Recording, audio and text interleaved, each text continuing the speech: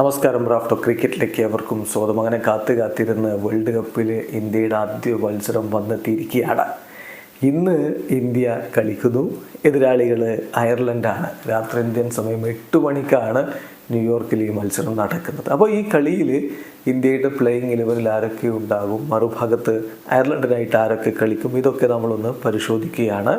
നമ്മൾ ESPN cricket ഇൻഫോയുടെ റിപ്പോർട്ടിൽ പറഞ്ഞിട്ടുള്ള കാര്യങ്ങളുടെ അടിസ്ഥാനത്തിലാണ് ഈ ഒരു വീഡിയോ ചെയ്യുന്നത്. നമ്മൾ പ്രോബബിൾ 11 ആയിട്ട് ഇന്ത്യയുടെ 11 നമ്മൾ എടുക്കുമ്പോൾ സ്വാഭാവികമായിട്ടും സഞ്ജു സാംസൺ ഉണ്ടാകുമോ എന്നൊരു ചോദ്യം മലയാളി ക്രിക്കറ്റ് പ്രേമികൾക്കുണ്ട്.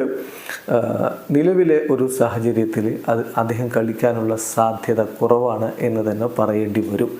മത്സരത്തിൽ ഒരു പക്ഷേ ഡ്യൂബെ കളിക്കാനുള്ള സാധ്യതയുണ്ട്. ജയ്സ്വാൾ പുറത്തിരിക്കാനാണ് സാധ്യത. അങ്ങനെ വന്നാൽ വിരാടും രോഹിത് ശർമ്മയും ചേർന്നുകൊണ്ട് ഓപ്പൺ ചെയ്യും എന്ന് വേണം പ്രതീക്ഷിക്കാൻ. അപ്പം ഇന്ത്യയുടെ ഒരു പ്രോബബിൾ ലൈനപ്പിലേക്ക് പോയാൽ രോഹിത് ശർമ്മ, വിരാട് കോഹ്ലി, സൂര്യകുമാർ യാദവ്, ശിവൻ ദ്യൂബെ, ഋഷഭ് പന്ത്, ഹാർദിക് പാണ്ഡ്യ, രവീന്ദ്ര ജഡേജ, കുൽദീപ് യാദവ്, അർഷ്ദീപ് സിംഗ്, ജസ്പ്രീത് ബുംറ, മുഹമ്മദ് സിറാജ്.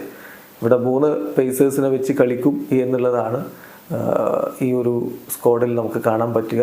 ESPN ക്രിക്കറ്റ് ഇൻഫോയുടെ ഒരു പ്രഡിക്ഷനാണ്.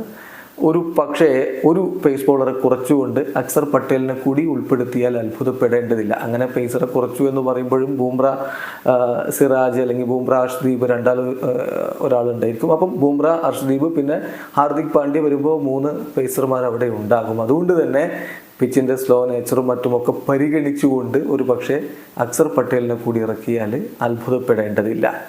മറുഭാഗത്ത് അയർലൻഡിൻ്റെ പ്രോബബിൾ 11 നമ്മൾ പ്രതീക്ഷിക്കുന്നത് Andy Balbirnie, then Paul Stirling, Lorcan Tucker, Harry Tector, Curtis Campher, George Dockrell, Gareth Delany, then Mark Adair, Barry McCarthy, Craig Young, Ben White. ഇതാണ് അവരുടെ ഒരു 11 നമ്മൾ പ്രതീക്ഷിക്കുന്നത്. എന്തായാലും പിച്ച് കണ്ടീഷൻ നമുക്കറിയാമല്ലോ.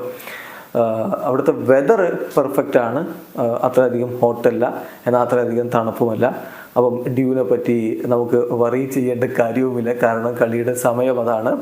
പക്ഷേ പിച്ച് ആൻഡ് ഔട്ട്ഫീൽഡാണ് ഒരല്പം ആശങ്ക ഉണ്ടാക്കുന്നത്. നമ്മൾ കണ്ടതാണ്, ബാറ്റർമാർ നന്നായിട്ട് ബുദ്ധിമുട്ടുന്ന ഒരു പിച്ചും സ്ലോ ഔട്ട്ഫീൽഡും. എന്ത് സംഭവിക്കും കാത്തിരുന്ന് കാണാം. വീഡിയോ അവസാനിക്കുന്നു. ക്രിക്കറ്റ് ലോകത്തെ കൂടുതൽ വിശേഷങ്ങളുമായി റാഫ്റ്റോക്സ് എത്താം.